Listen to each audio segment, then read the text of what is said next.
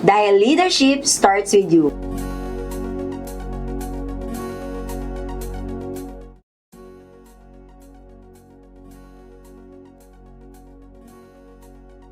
Hello mga kapartner, ako po si Eugenie J. Mabaya, General Manager ng Car Financing Division ng Global Dominion Financing.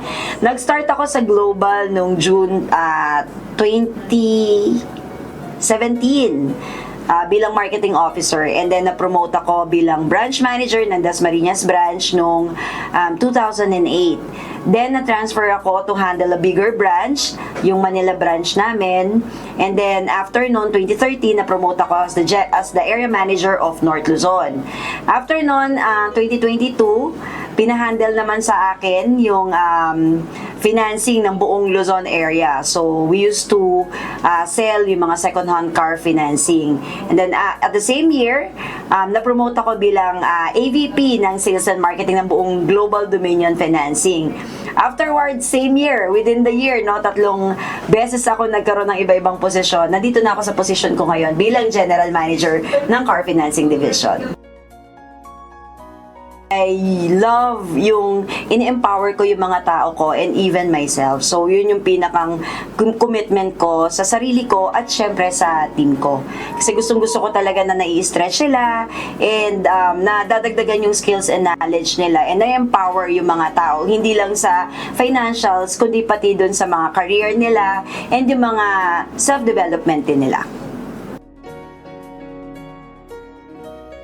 So, bukod sa tenure ko sa Global Dominion na almost 18 years ako, isa sa mga achievement ko, unang achievement ko sa Global ay naging Best Branch Manager and Best Branch of the Year ako nung ako'y nasa Manila branch pa. And then, naging 3-time Best Area Manager and Best Area. And then another achievement is, of course, yung milestone ngayon ng Car Financing Division.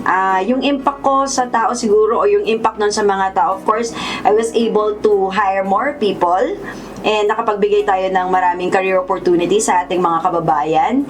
And ngayon, yung mga bata, no, sila na yung napopromote and nandun na sa same level na kung saan ako nandoon before, and lumalaki na rin yung scope natin, nationwide na tayo, dumadami na yung mga partnerships natin, nabibigyan natin ng opportunity yung mga business partners natin na lumaki rin yung negosyo nila as well. And also, yung mga clients natin na napapaloan natin, of course, napapalaki rin nila yung mga small businesses nila and na-achieve nila yung mga pangarap nila sa buhay.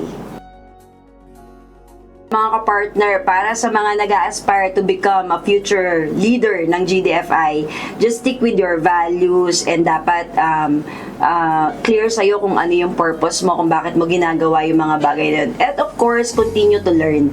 Huwag kang mag-stop ng learnings kasi syempre lahat nagbabago, no? Nag-i-improve din yung mga nasa paligid natin, yung market natin, nagbabago, yung partnership nagbabago. So dapat continuous yung improvement natin sa sarili natin. Kaya ipagpatuloy natin ang paglilid na merong pagmamahal at clear purpose every day.